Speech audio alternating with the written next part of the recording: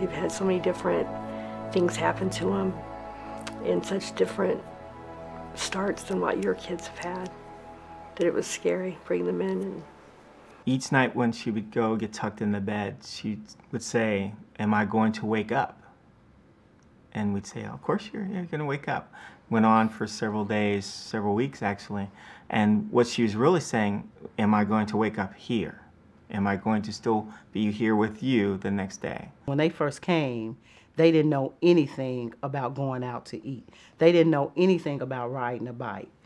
They didn't know anything about getting a haircut. I mean, none of that played a factor in their life prior to them coming. A lot of them have been abused and beaten and what have you. And I like to tell them that whatever happened, that we had one little girl was sexually assaulted. And I told her, I said, "You're safe here. I'm not going to tell you you're not going to be disciplined or something like that, but you're not going to be hurt again, and you will be loved." Kind of come in and they kind of test you. They want to see whether, you know, you're going to, I guess, like them and they're going to like you. So they can kind of be rebellious at times, but when they really settle down and get to the point where, you know, they build up a little trust in you. But you've got to, you know, you've got to let them know that, you know, you're part of the family now.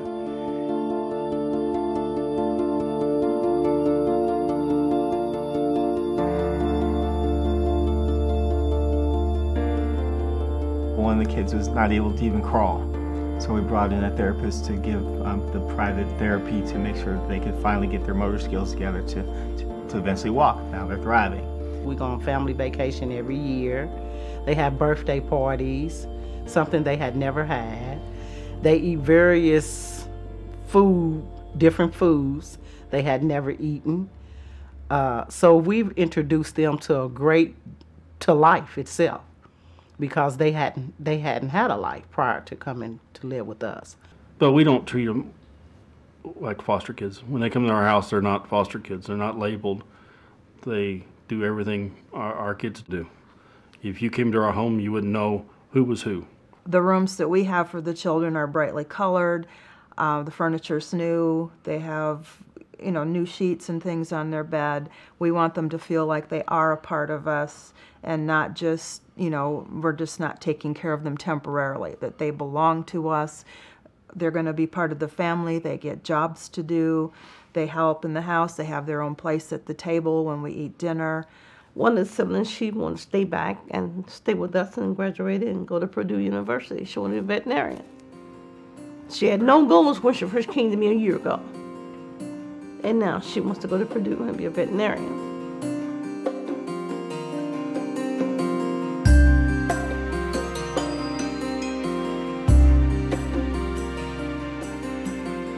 My son and daughter-in-law are foster parents as well. My sister's a foster parent.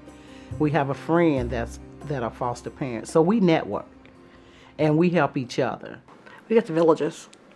That's our fostering parent agency. Awesome people. They do everything, anything we need. All we have to do is call and ask them. And then we also have our daughter that lives next door as a foster parent, and we got a lot of support. You can talk to your caseworker, and there's so many avenues out there to help the kids, to help you help the kids. As well as your neighbors, your church, your family.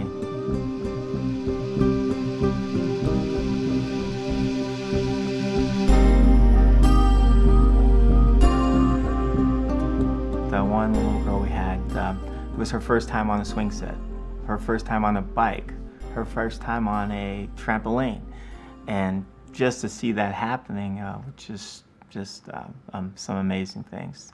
And it's a good feeling when you finally get them to start to turn it around. They change the grades in school, the attitudes change, just their whole appearance, everything about them, it changes. So it gives you a good feeling. You just get the enjoyment of the children, and making sure that, seeing that they're happy. And as long as they're happy, that's our benefit right there. It's still hard.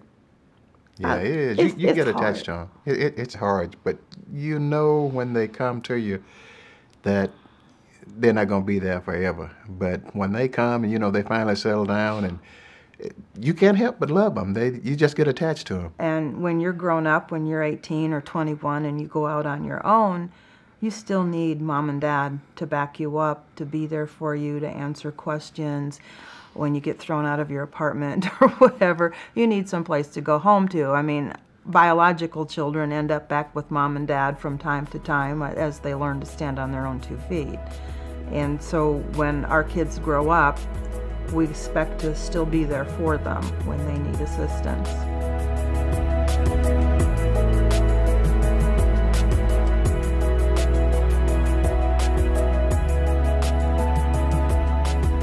What comes to mind when you say hands of love is hands-on experience. You have to have hands-on before you can even voice your opinion about being a foster parent. I mean, you can read it in a book, you can listen to somebody talk about it, but until you actually experienced it for yourself, that hands-on, it makes a world of difference. A lot of people look at us and say, oh my goodness, you have 8 children. How on earth do you do that? I can't even handle my own 2. But what they can do is give one of my kids a ride to soccer practice, or drop another kid off at the school when they have something to do, or bring a meal over, or just numerous things that they can pitch in to help out. And that way they feel like they've lent a helping hand, even though they don't feel they have the capacity to actually do foster care and take care of the kids. They're helping us so much. That's a good thing, you know, actually get out and do things with them, hands-on, to let them know that you really care about them.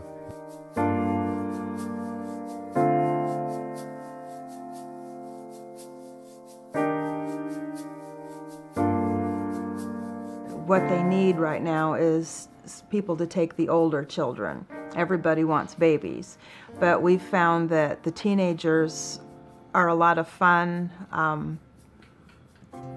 They can be very difficult. They're as big as you. There is a great need. There is a great need. There's children out there that just begging and looking for someone to take the leading role, you know, to lead them and guide them and just be there for that helping hand. We always can use more foster parents, you know, because there's plenty of kids out there that need somebody, you know, to love them. If you love the kids, you'll be all right.